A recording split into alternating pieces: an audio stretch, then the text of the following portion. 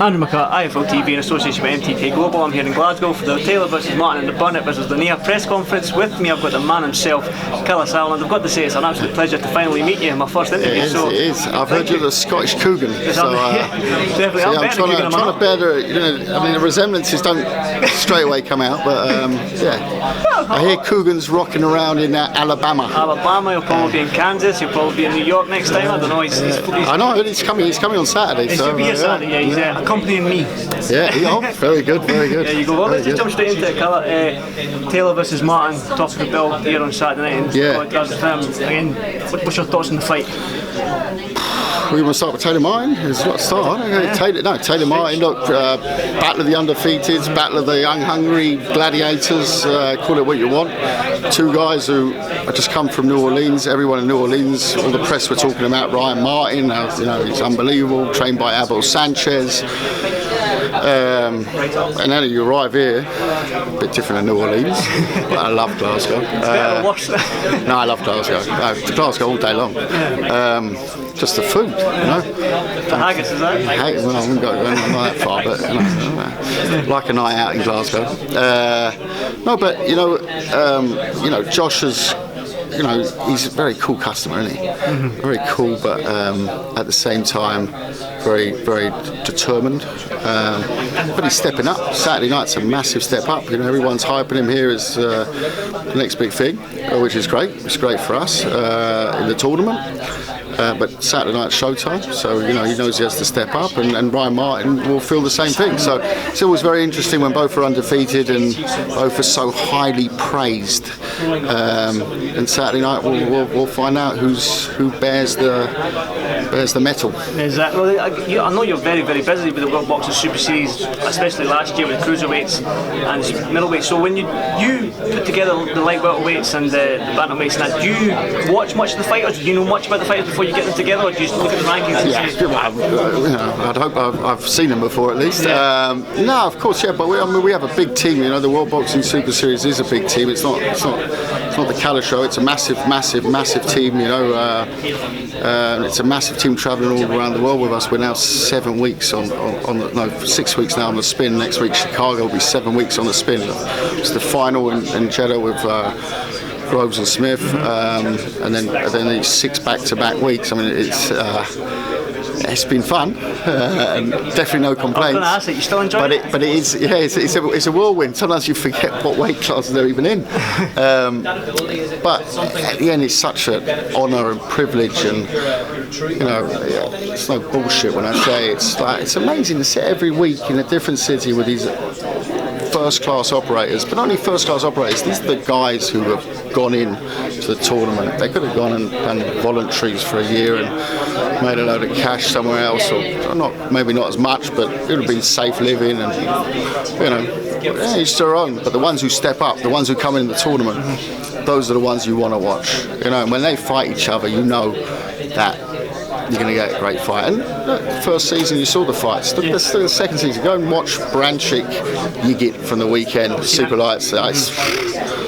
I mean, I know that was horrendous, the injury and everything in the end, but I swear again now, the balls shown by Yigit. So it's IFL TV. Yeah, it's IFL. I forgot. I thought we were doing a serious interview. It was BBC or something. You know what?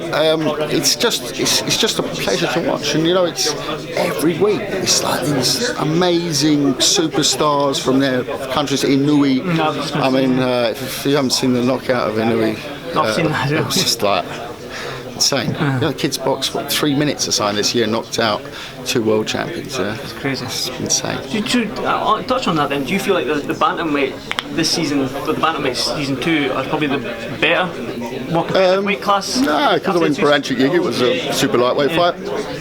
Dorty cost Masternak. More competitive than I think, maybe. I don't know. I think they're all. You'll see it really. We'll see it when we get to the finals, which was the most competitive. Yeah. But you've got to look at Dorty cost Masternak next week, the double header, Regis versus Gavor, and then you've got the Glavatsky versus Vlasov fight. So that's even double take there. But if you look at the levels of those cruiserweight fights, it's insane as well. And we'll find out who the best cruiserweight in the world is. I know there's a big event with Usyk Bellew, but at the end of the day, that one wins, he'll retire, and the other wins, he's going up to heavyweight. So we'll find out who the let's say the next cruiserweight king is as well. So all three weights, and they all deliver great fights.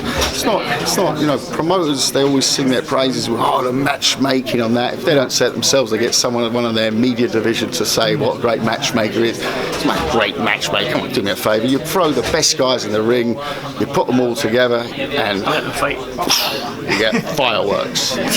And it's true. Exactly. Well, I think everyone's enjoying it. And you touched on it in the press conference, but I just want you to reiterate what you said at the press conference, TV deals in the UK, because you've probably seen on Twitter that they're constantly... Well, yeah, I wake up every day, UK TV. They don't even actually say anything. It's just UK TV. I was going to ask, is that like a code word for something, I'm not going to go into that. UK TV, right. Yeah, it's very simple. Very, very simple. Right. We've had offers from, let's say, the usual suspects. Some of them have been laughable, some of them have been okay, but nothing has made us say that's why we want to go this season in building the brand and bringing it out to the fans. And sometimes you have to go down the pay-per-view route, sometimes you don't, but we feel that for us at the moment, the key thing is to get out there. Now, we've been doing amazing numbers on the fights on our streams, so everything that we produced has been available in the UK, live in living colour, 4K or whatever it's called. I don't know if it's 4K. I might be exaggerating there. It's my job, isn't it?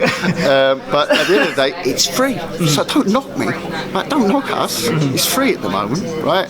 So we could have gone and put it on some pay-per-view platform and charge you pounds for every week, or definitely pounds.